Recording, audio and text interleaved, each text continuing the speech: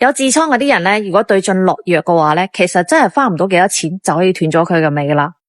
有啲人咧唔識嘅話咧，就到處去睇，10個咧有9個佢都會叫你割咗佢，割咗咧就好容易復發嘅，反反复复咁。唔單止係咁樣啊，仲要嘥錢。我朋友咧就係生咗痔瘡嘅，而且咧佢仲有嚿肉突出嚟嘅，咁佢就去割啦。咁前後咧差唔多使咗6000幾蚊，最後咧佢就搵我買咗呢個懷石膏嚟搽，一瓶咧佢都未用晒嘅，跟住咧就已經燒咗啦。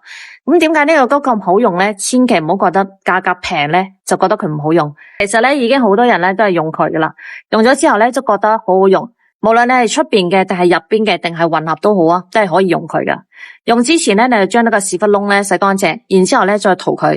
一日咧你可以塗佢幾次噶。咁如果係耐嘅話咧，咁你就用嗰種棉籤啊，黐下佢，跟住咧直接推入去就可以啦。咁平時咧少食一啲辛辣嘢吓，瞓覺咧一定要充足，尤其係豆腐咧千祈唔好食，特別係嗰種韭菜啊，亦都唔好食。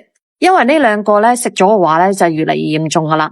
咁一瓶咧有50克嘅吓，30幾蚊一瓶嘅啫。咁如果有需要朋友咧，你可以點個頭像下邊咧就有一個櫥窗，嗰度咧就有呢個嘢啦。